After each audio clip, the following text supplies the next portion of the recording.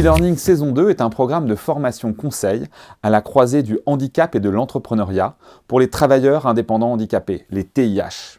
Ce programme est réalisé par l'Inclusion avec le soutien du préfet des Hauts-de-Seine, de Veolia, de l'AGFIP et de la Fondation Malakoff Humanis Handicap et en partenariat avec HUP Entrepreneur.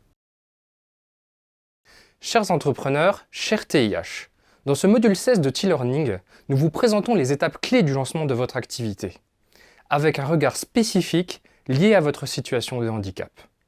À l'issue de ce module, vous aurez des points de repère sur les questions suivantes. Quelles sont les étapes du lancement d'une activité? Quelles sont les spécificités liées à votre situation de handicap? Quels outils peuvent vous aider? Nous allons structurer ce module en 3 parties. Premièrement, les étapes clés et grands principes. Deuxièmement, les enjeux liés à votre situation de handicap. Enfin, nous présenterons un exemple de méthode de lancement d'activité. Première partie, les étapes clés et grands principes. L'idée est le point de départ de toute création d'activité. Pour que cette idée devienne un projet entrepreneurial, nous vous invitons à définir votre cible, vos objectifs opérationnels et commerciaux, et à réaliser une étude de marché. Nous vous invitons également à déterminer si votre projet est compatible avec votre personnalité, vos compétences, ainsi que vos contraintes personnelles. Pour valider votre idée, vous pouvez réaliser un business plan qui vous permettra d'étudier la faisabilité technique et financière de votre projet.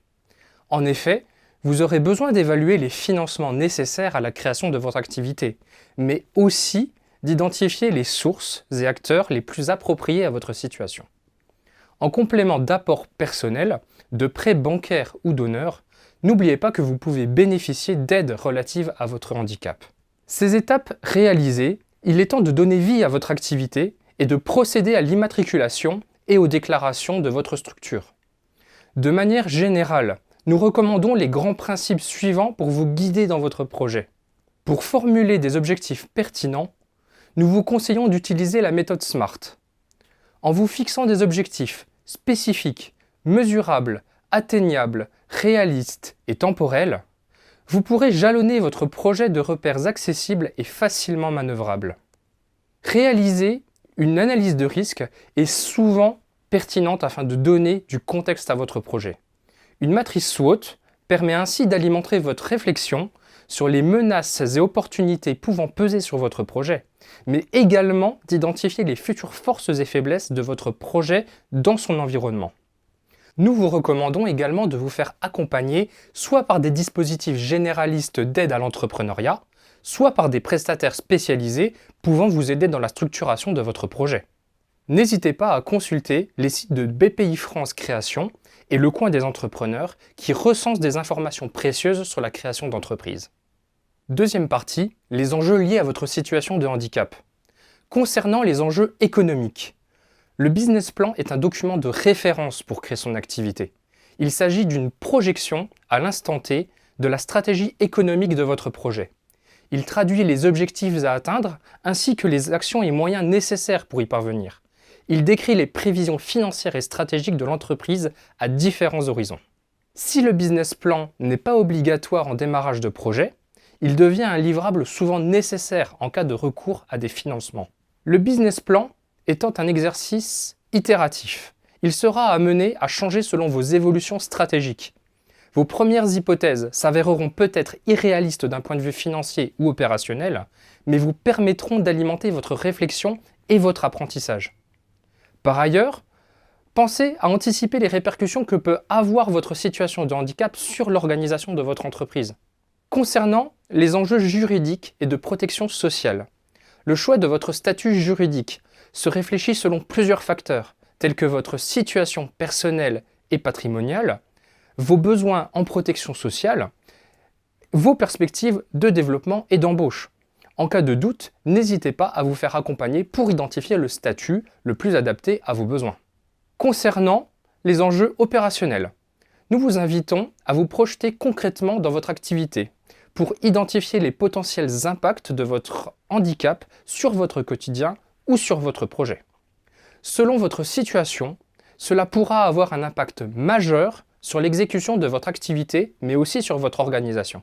Si votre handicap semble compromettre la création et la mise en œuvre de votre activité, pensez à recourir à des dispositifs d'accompagnement spécialisés.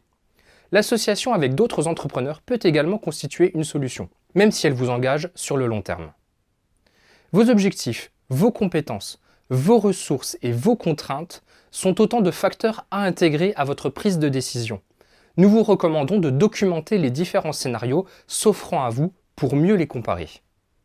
Troisième partie, exemple de modèle de lancement d'activité.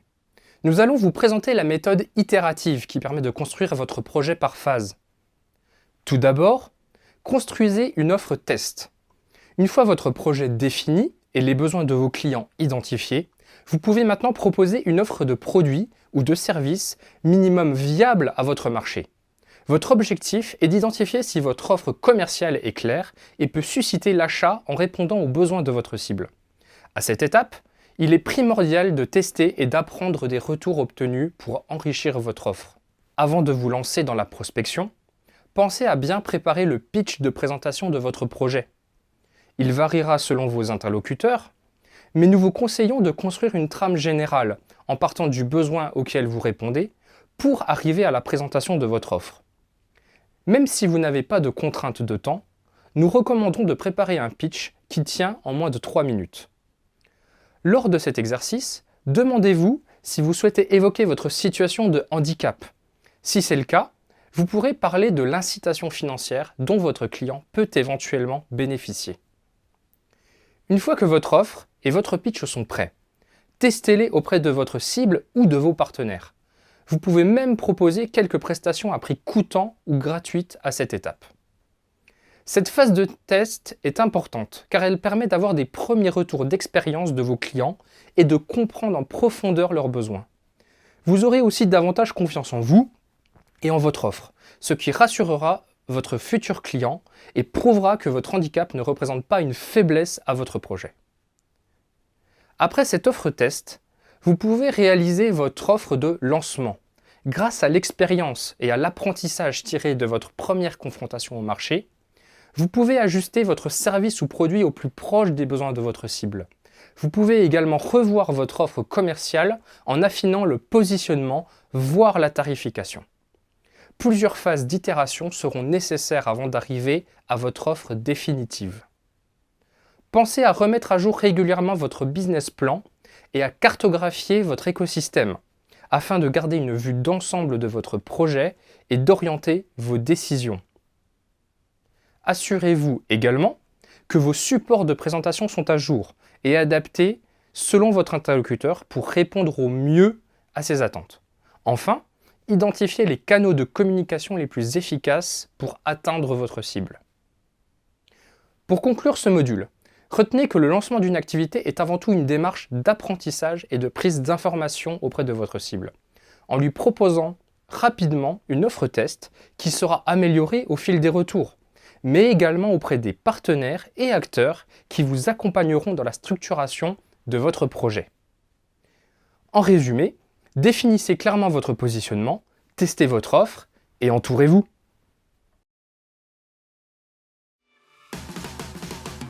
Merci d'avoir suivi ce module. Pour aller plus loin, rendez-vous sur tlearning.fr, www.tih-learning.fr